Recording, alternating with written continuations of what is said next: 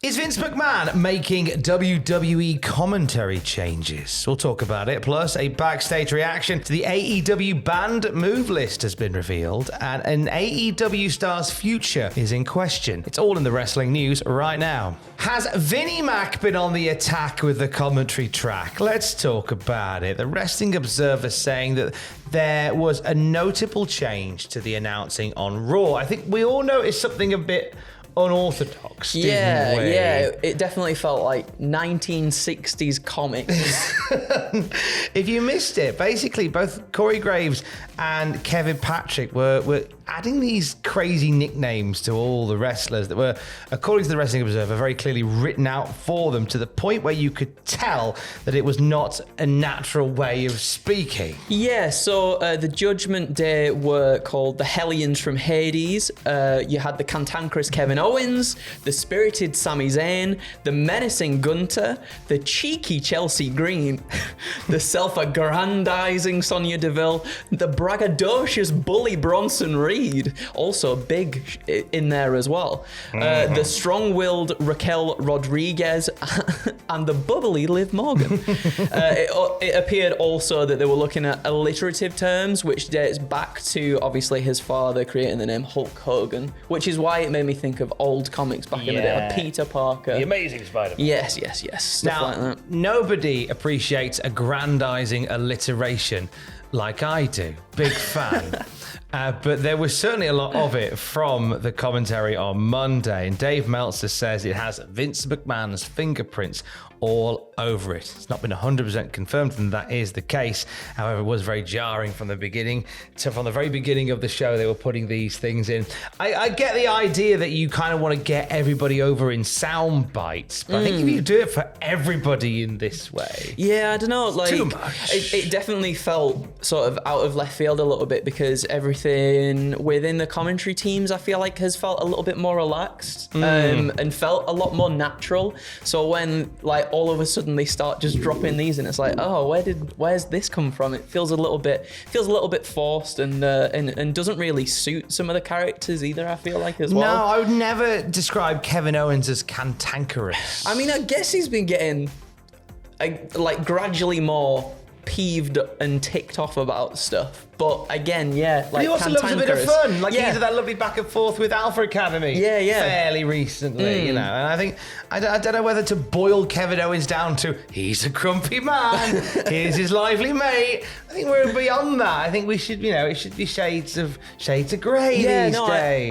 I agree. As said before, sort of a feeling of naturalism. Naturalismness.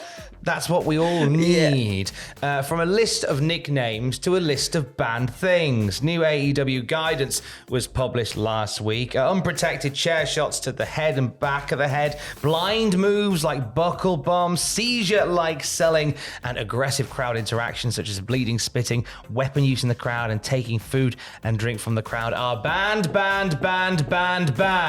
Gone forever. Alongside this list of outright banned spots is said to be certain moves that can be done, but only via outright approval of medical staff and coaches and trainers, so table and ring spots, as we discussed previously, pile drivers and variations of, intentional bleeding, worked injury spots, physicality in the crowd, or with additional parties as well. We knew all this, but what we didn't quite know was how the AEW locker room had reacted to it, and now we do. Yeah, so this comes from The Observer, and they say the belief from one wrestler is that they think that unless somebody just outright defies the rules and flaunts it, that a violation in the moment of excitement might lead to a minor fine.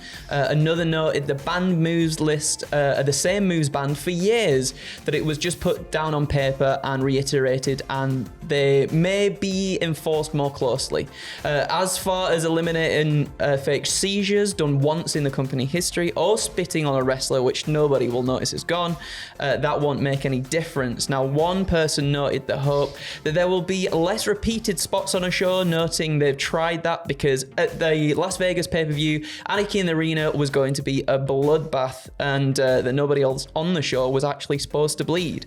Another major star told The Observer, the new rules that have great intentions, but it remains to be seen how well they work. I'd say for the most part, no big move, high-flying, driver or otherwise has led to any injuries on the roster.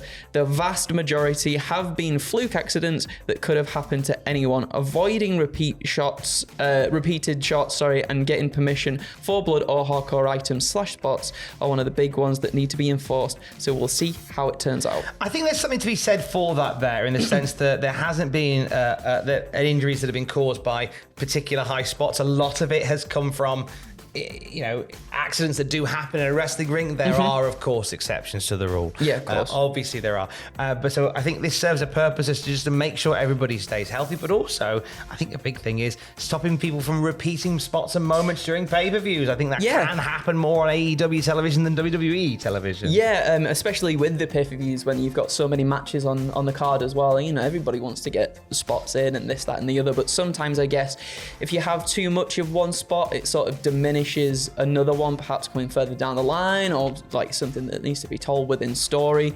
I think sometimes bleeding for that case as well. I think it looks great because it makes it feel a little bit more real sometimes, for sure. But then also, I guess, if you see it too many times, it kind of diminishes the impact of it a little bit, I guess, too. Yeah, diminishing returns on all these things. And I think a big part of this list of banned and spots and such is to prevent that. Not so much the banned list, but more the list of spots that need to be cleared by top brass. So it just, they can go, actually, no, because we're doing that in match 2. Let's not do that in match 4. Totally get that. Yeah. Totally get that. You can see the full ban list, by the way, at cultaholic.com. It's all on there if you want to have a more in-depth look at it. We'll end on some news about an AEW star who may not be with the company much longer. Who are we talking about, Andrew? Well, we're talking about Roosh. This comes from The Observer as well, and they say Roosh's future, that's hard to say, is in question.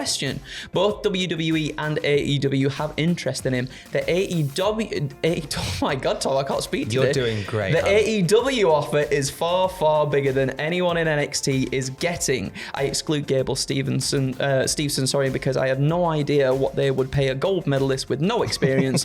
But if it wasn't big money, he'd be doing MMA. So WWE would have to offer main roster money to be in the ballpark. Yeah, so I think Roosh is a guy that I could see. We may have talked about this a year or so ago. Roosh is a guy who I could see doing very well in the WWE system. Yeah, me would too. Come back to money. Yeah, I think that's it. I think you're right. We have spoken about this in the past before, when sort of Roosh's future has been up in the air as to where he may end up and land. I love him in AEW. I think he's had fantastic matches with many a star in AEW, and I wouldn't mind to see that continue.